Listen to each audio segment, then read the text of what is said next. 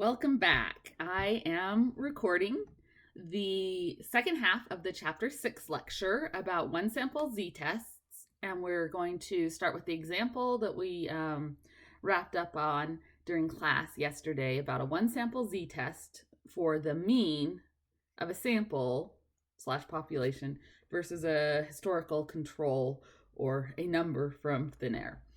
And then we will move into confidence interval definitions and theory, and then an example of a confidence interval estimation, and then also hit how to do these things in R to avoid the hand calculations. So the example that we looked at in class was that a physician thought that his patients were seeing him more than usual. And in the past, his historic average was 5 visits per year. And so 5 is what the average we are going to assume was.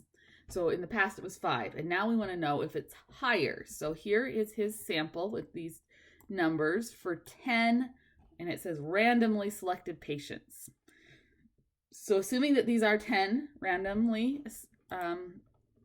selected patients, and this is the number of visits in a year that each of these patients have, we want to know, does this provide evidence that the number of visits is over 5? So eyeball test, if we just look at these numbers, let's see, we got 9, 10, 8, those are definitely more. 4 is less, 8 is more, 3 and 0 are less, and then the rest, 10, 15, and 9 are definitely more. So if I was just going by eyeball, just looking at it, I would say this average is definitely higher than 5. But is it evidence that even if a sample of 10 has a higher average, is that evidence that the whole population average would be over 5? I mean, if I took a different sample, I would get different numbers. And this is a fairly small sample of 10. I mean, it's okay, but how strong is this evidence? We need a ruler. We need a way to weigh the evidence. So that's what the one sample t-test is about. It's about comparing the average in a sample to a historic or a hypothesized average for the population. So the first thing we need to do is state our hypotheses. So always remember that a null hypothesis is nothing going on. So our null hypothesis is it hasn't changed. The mu, the population average, is still 5. Now for our alternative hypothesis, let's look at some keywords. He believes his patients are visiting him significantly more. But we are asked to find out if it's different than 5. Those words are important. So even though he has maybe reason to believe it is one direction, that instead of being at 5, it's gone higher, we're still going to do a 2 sample t-test that allows for the possibility it could have gone lower to be conservative. Because, if we took a different sample, maybe a different sample would have come out lower. So we are going to allow for both options in our hypothesis test. So our null hypothesis is nothing's going on. Mu, the population average, is still 5. And our alternative hypothesis will be that something has changed, it's different, so mu is not 5, so it's not equal to, and that allows for it to have gone up or down. Now, to be able to do the test, we need to do some calculations. I need to find out what my sample average is, and I need to find out what my sample standard deviation is. And I could do that by hand, or I can use R to do it. And I'm lazy, so I'm going to use R. And so if we were going to do this in R, I would want to save my numbers as a name so that I can use them. And I'm going to store them in a vector container. So I'm going to get a container, and I'm going to put my numbers in there. The numbers being 9, 10, 8, 4, da, da, da, da, da, da, da. And so in R, the language for a container is that C letter to combine or concatenate the numbers together. So here I'm using that C.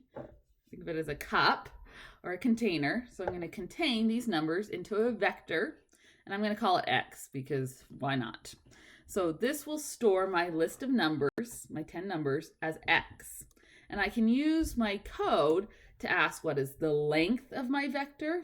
That's the same thing as asking how many numbers are inside of my vector. I can ask for the mean, and it will do the average of all of them. And I can ask for the standard deviation of x and get all of them.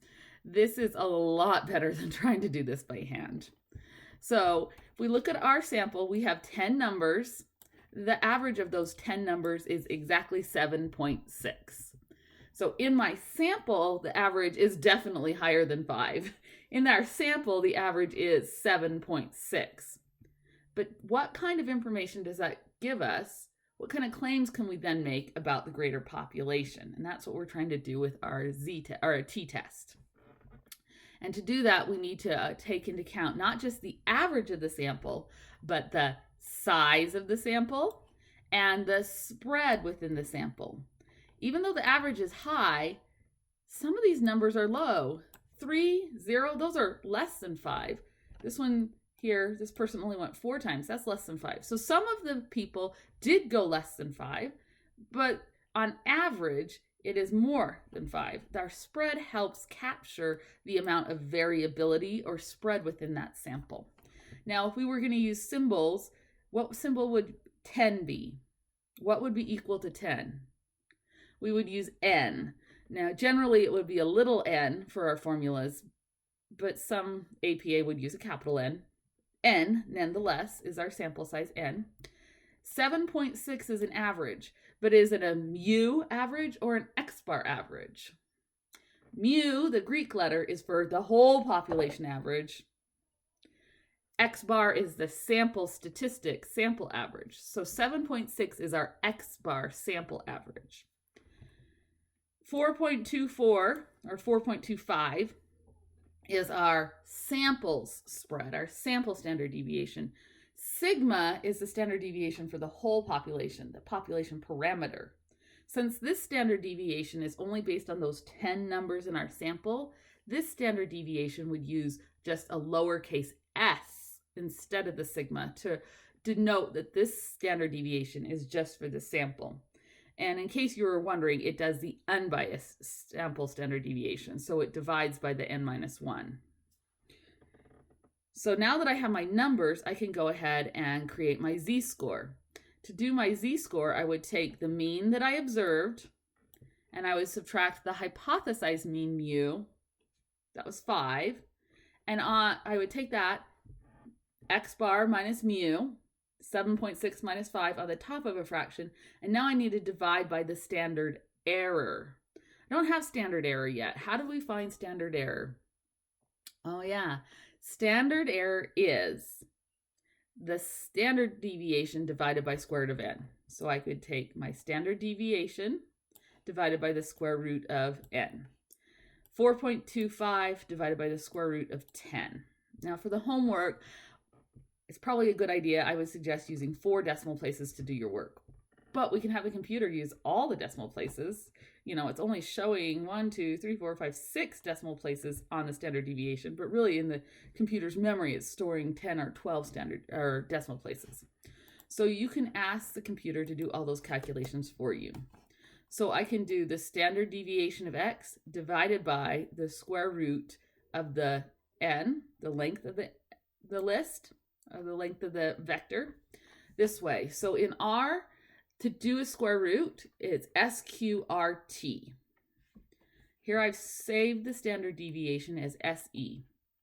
So if I do our standard deviation, 4.25-ish, divided by the square root of 10, that comes out to be 1.34.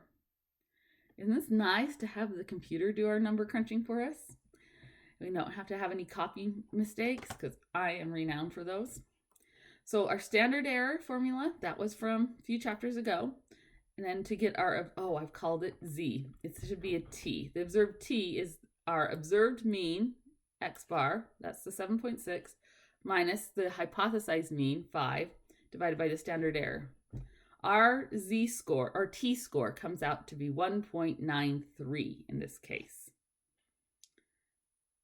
Now, to decide if that's statistically significant, we've got to go to our T table. Our T observed was 1.94-ish. So we're going to go to our table to find the critical value cutoff where we declare that it's statistically significant.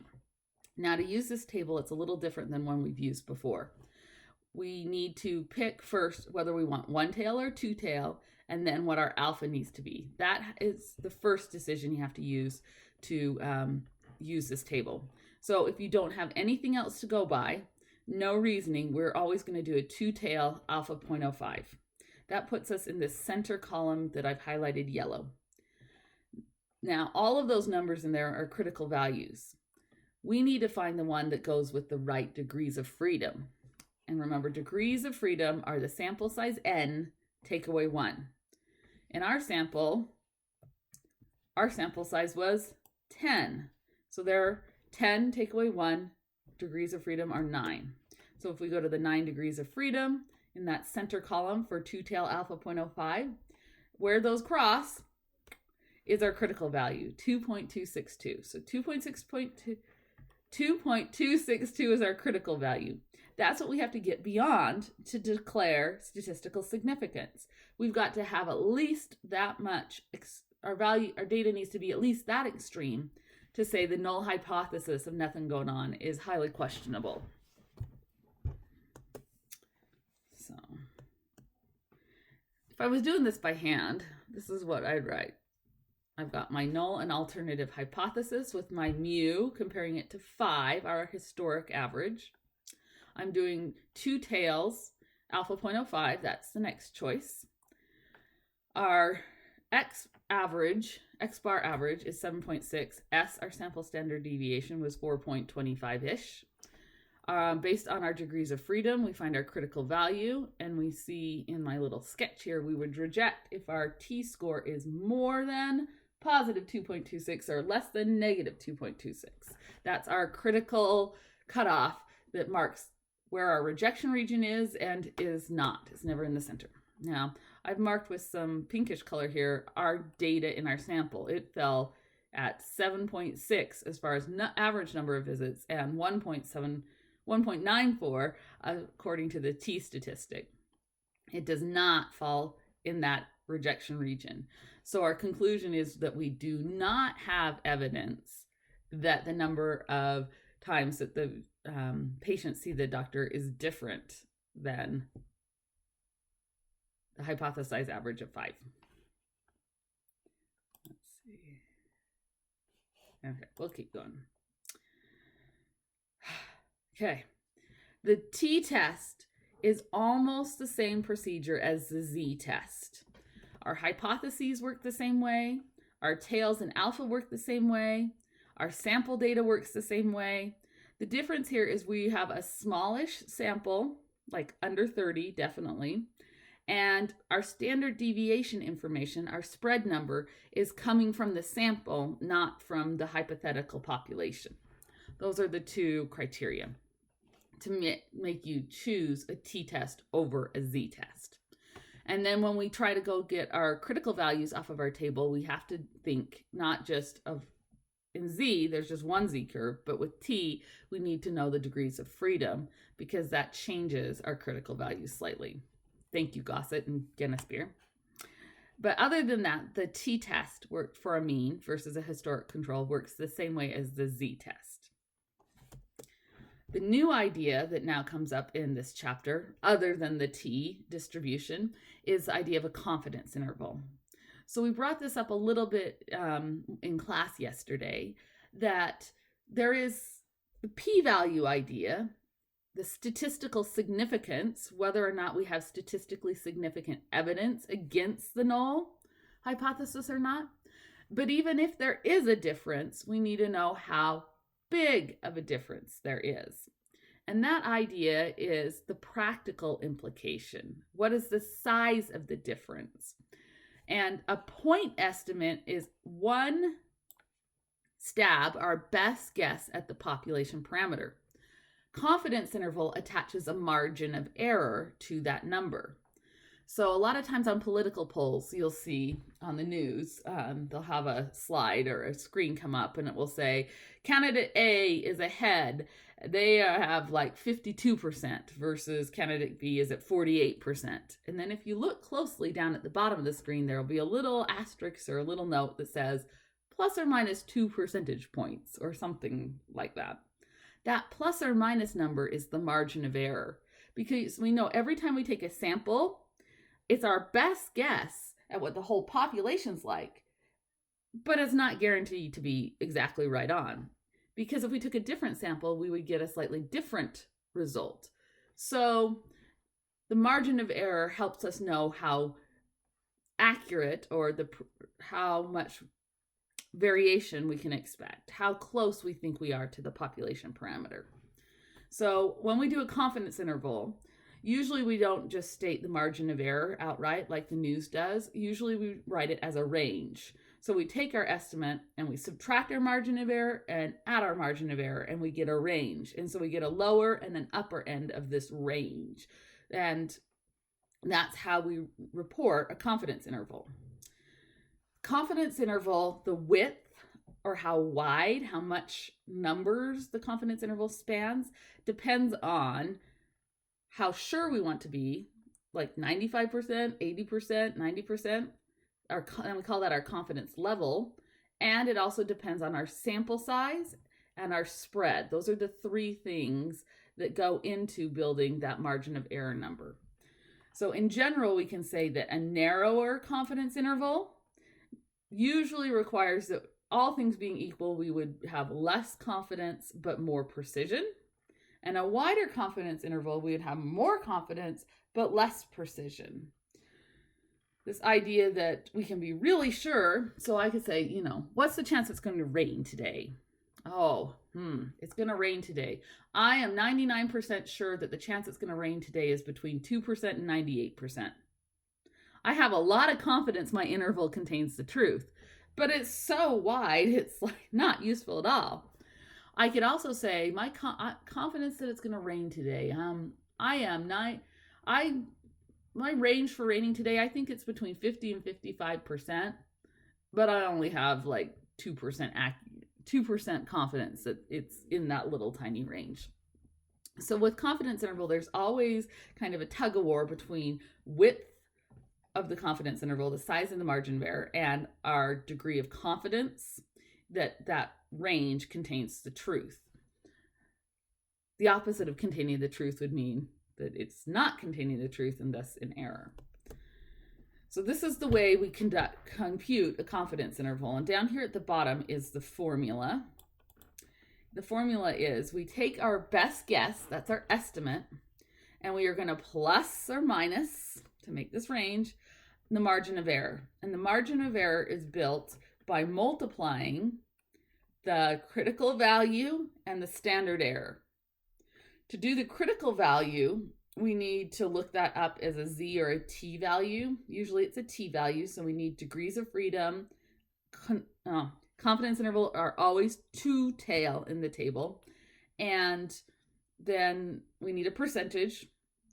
And then we need our standard error, and standard error is standard deviation divided by square root of sample size. So here's a formula for a z confidence interval with 95% accuracy. Now this number should look familiar. 95%. What's the opposite of 95%? Well, percents are out of 100, so if we're 95% confidence, then there's a 5% error rate. 0.05. That matches our z-table 1.96. So a critical value for a z-score, 95% confidence interval, is 1.96. To get to 99%, we've got to go out closer to 3 standard deviations, and that number comes out to be 2.58 if you look it up in the z-table. If we're doing a z confidence interval, our standard error is sigma divided by square root of n. If we're doing a t confidence interval, this would be little s divided by square root of n. Just putting that out there. So let's go back to our example with our physician and his number of visits. When we did the t-test, we found out that there was not evidence that it was the average number of visits this year was any different than the historic 5 per year. Now we're going to construct a confidence interval around the number. So in this sample, what was our best guess for the sample average was 7.6. That's our best guess at the population average, 7.6. But there's some margin of error around that amount. And so to construct that margin of error, we need to get a critical value times a standard error. So we go to our same table to find our critical value for the confidence interval. Confidence intervals are always two-tailed, and for 95%, you go to the 0.05 column. If we want to do a 90% confidence interval, we would go to the 0.10 column. If we wanted a 99% confidence interval, we go to the 0.01 column. So let's see, where's my pen? We can write this on here. Okay. So if we want a 90% confidence interval, we go to 0.010. If we want a 99% confidence interval, we go to 0.01. And this is for a 95% confidence interval. Confidence intervals are always two tails. So in our situation, our n was 10. So degrees of freedom is then 10 minus 1 equals 9. So we go to this column. So this is our critical value for t. So often we'll write our t critical value as 2.262. Okay.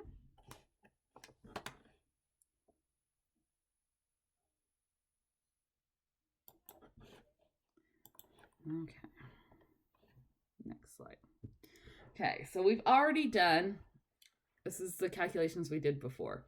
We know what our average is. We can calculate our standard error. And then to do our confidence interval, we're going to do our mean minus the critical value times our standard error. That's going to give us our lower number. And our mean plus our critical value times our standard error would give us the higher end. Now, when we write this APA style, we're going to always use, we said, 2 decimal places unless it's a z-score or a p-value. P-values will get 3. So we'd write this, the confidence interval on the low end is 4.56 and on the upper end is 10.64. So this range, think of it this way. So our null hypothesis is that nothing's going on. If nothing's going on, our average would be 5. But in this data set, our average was 7.6. In order to get 95% sure, that would range from 4.56 up to 10.64.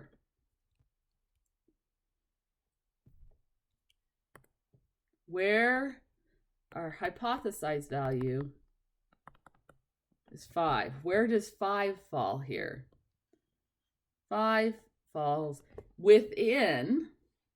in between our confidence interval edges. So the hypothesized value is inside the confidence interval. And this one, remember, we did a 95% when we looked up our critical value. So when our hypothesized value is inside our confidence interval, then that tells us that we fail to reject the null. If the null value is inside of the confidence interval, then that means could have happened. It's feasible. It's in our range, our margin of error. And if it's feasible, we can't reject it.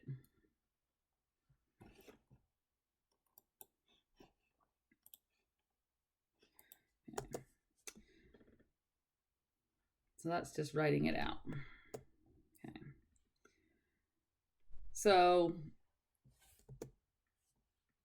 we need to make sure that we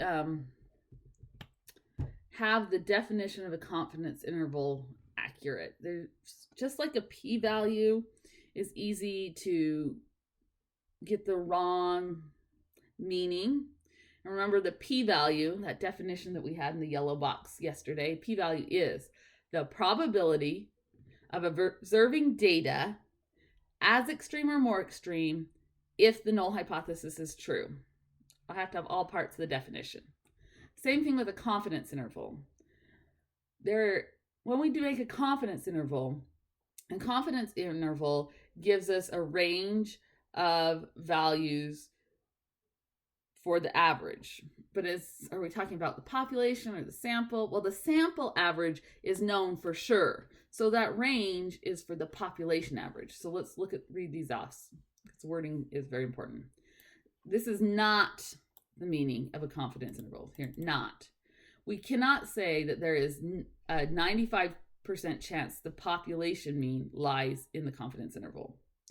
We're not 95% sure that the population mean falls in the interval. What we say is that we're 95% sure that if we were to take lots of samples, the sample average, the repeated overall sample average, would be in the interval.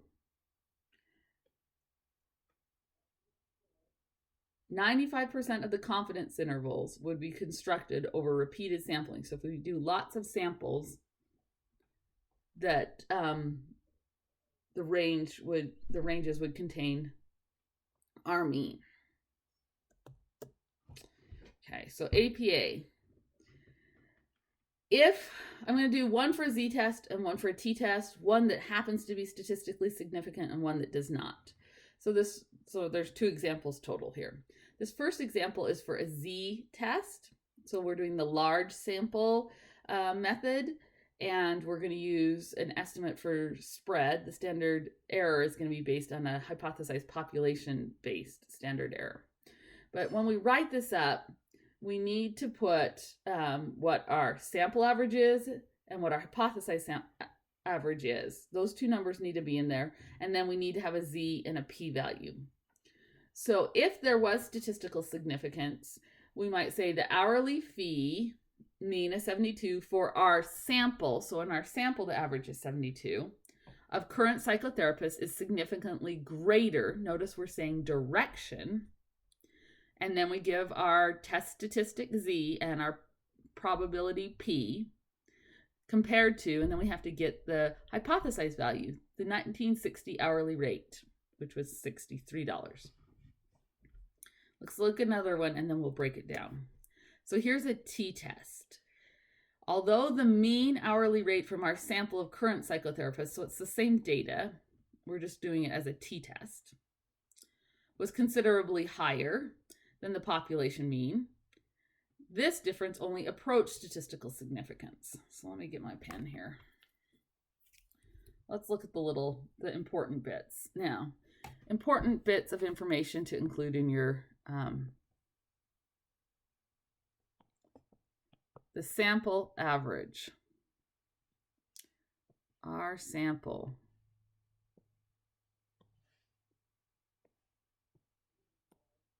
So we've got X bar and S in this case. X bar is the mean, little s is the standard deviation. Notice it does say that this is for our sample, the data. So you present what the data is. You also have to say what we're comparing it to. So this is our hypothesized mu equals number. We need to have what our sample average is, and we also need to have what our comparison value is. Okay, other important things. If it's not significant, we're talking about difference. If it is significant, we have to say direction.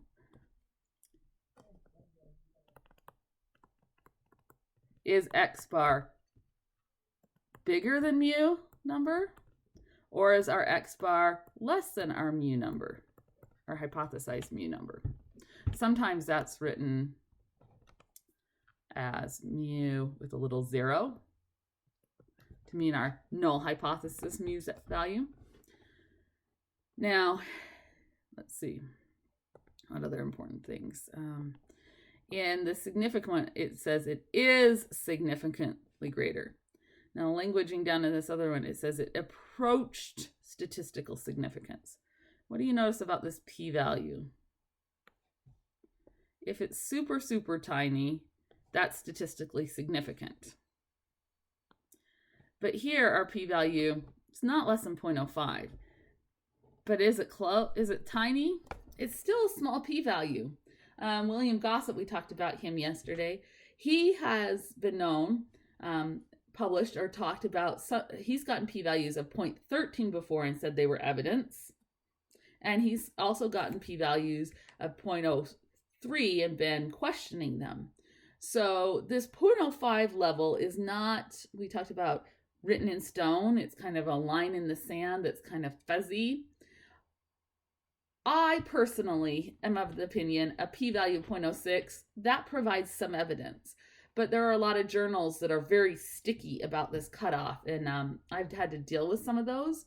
And I think the best thing in those situations is to use a document called the APA's Task Force on P-Values to be able to say that even though a p-value is not totally less than 0.05, but it's kind of close to 0.05, that that's still evidence.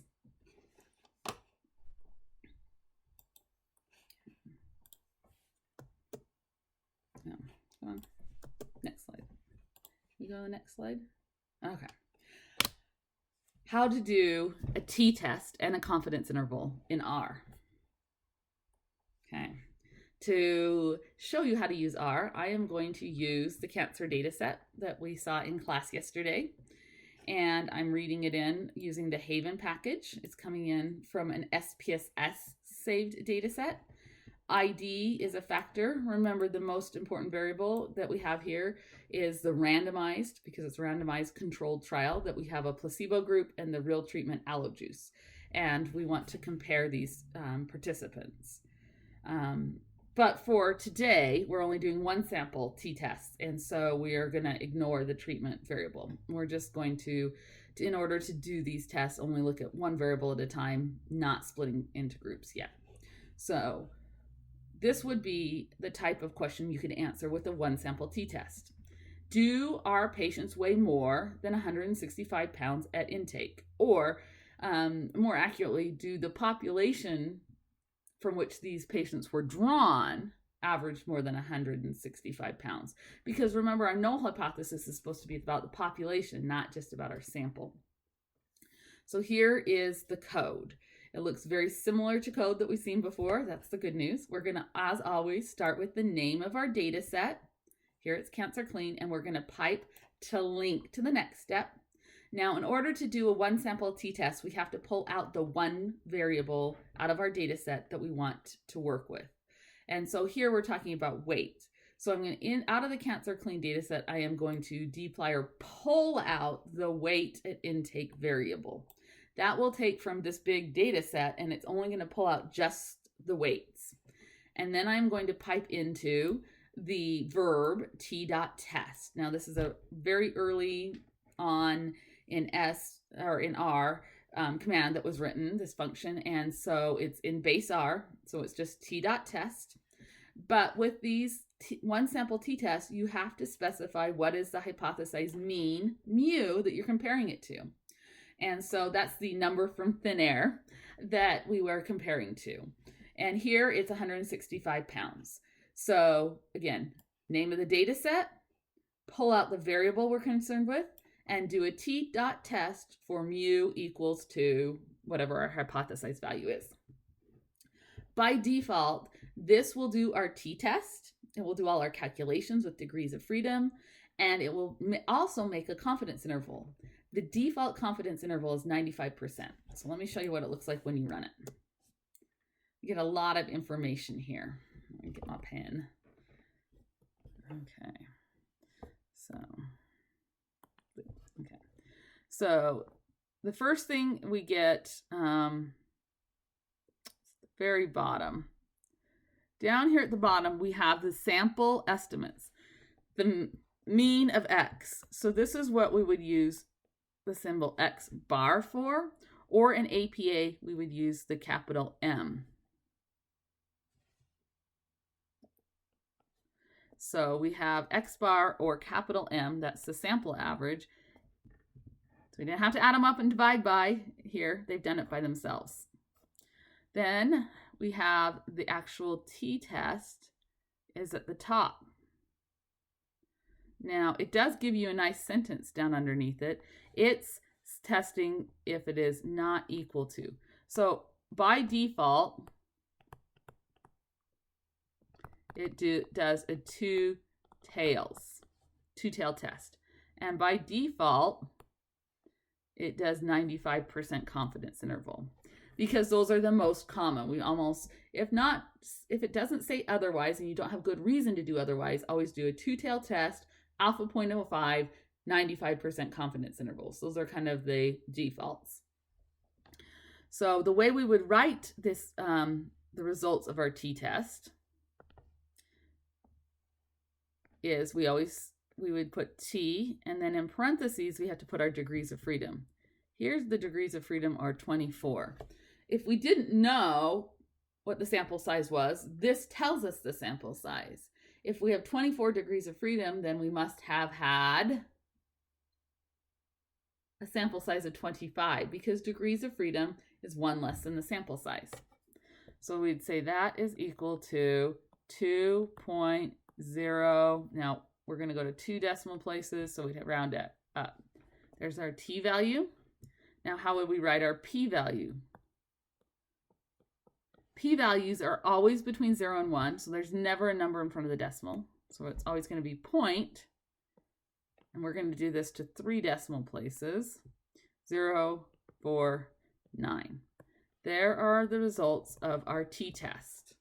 Is it our p-value less than alpha 0.05? Whew, by the skin of our teeth. Okay.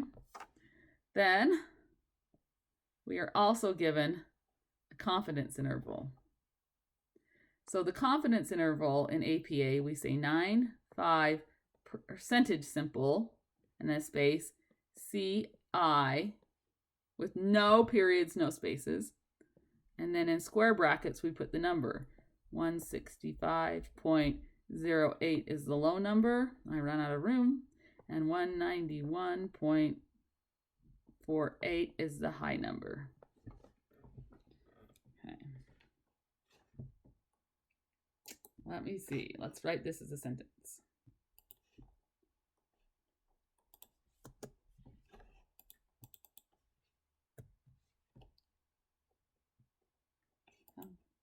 Oh, it's thinking. Got to give it a second.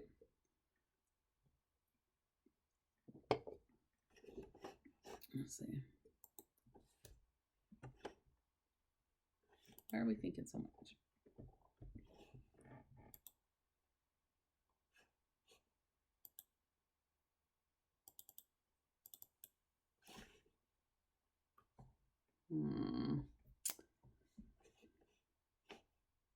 Yeah, that's what I thought. We are stuck.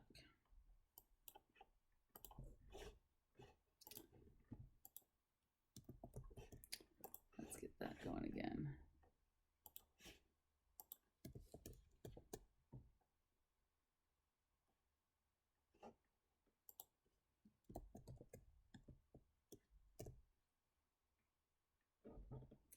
Okay, that's not working. Can't write on these slides. And here we go. Okay. So when we write our APA results up, we need to include the information about the sample size, and the mean. Now, we can put the mean in parentheses with a capital M equals, or we can actually put the mean in the wordage, the verbiage of the sentence. If we're going to put the average in the verbiage, we have to say either average or mean as the word. We can only use the capital M if it's inside parentheses. You don't need to do both, but you can do one or the other. So here, this one is written up. This is one way to write it up. The patients in this study, N equals 25, weigh 178.28 pounds on average, which is significantly more than, see, notice we've said direction, more than 165 pounds. That's our hypothesized value. So here, the two numbers for the mean in the sample and the hypothesis, both of those are in the verbiage, wordage of the sentence, not in parentheses. You can do it either way. It depends on whatever's going to make the sentence flow better. But at the end of the sentence, this is where we put all of our statsy stuff. So the order that we put this information is the Z or T value. If it's a T value, your degrees of freedom come inside parentheses right after the letter T. So it's letter T, and then right in parentheses, the degrees of freedom. Equals, and then we're putting all of our numbers to 2 decimal places, except for the p-value goes to 3. So we do our t-test statistic with its degrees of freedom, then the p-value, and we'll end up with our effect size type measure, which we're using a 95% confidence interval. Now, in this case, is this statistically significant? Well, by the alpha 0.05, it just squeaked in. And if we look at our confidence interval, look at the lower end of our confidence interval, 65.08. What were we testing against? 165. See how we just are squeaking just a little bit above? So the conclusion is that yes, these patients weigh more, but if we look at our p-value and our confidence interval, it helps us see that they're more, but just barely. They just squeaked by. Okay, so this is the default, to do just t.test with a mu equals a number. And by default, it will do 2 tails and a 95% confidence interval. If you want to change the confidence interval, you can do that. The way you do that is you add an optional argument inside of the t.test parentheses. And the argument is conf.level. And you have to put it as a dot number. So here I've changed conf.level to equal 0.99. This will do a 99% confidence interval. And you can change this to any number between 1. Well, I think if you actually put 1 in, it will freak out. But any number less than 1, but bigger than 0. And it will, on your output will look exactly the same as if you hadn't done that. It will just change the confidence interval. But it's still doing a 2-tailed test. Notice that it says that the alternative hypothesis has that not equal to wordage in. That would be the equal sign with the slash through it. If you want to change from a 2-tail to a 1-tail test, you have to specify if you want the alternative to be greater or less than. If we want to restrict and only test a subsample, we did the dplyr filter command before to refine or subset your sample. You can add those steps before you pull a variable out. Make sure you do it before you pull the variable out to do a restricted sample that you want to look at more in depth. So that is how you use R to do these 1-sample t-tests as well as confidence interval.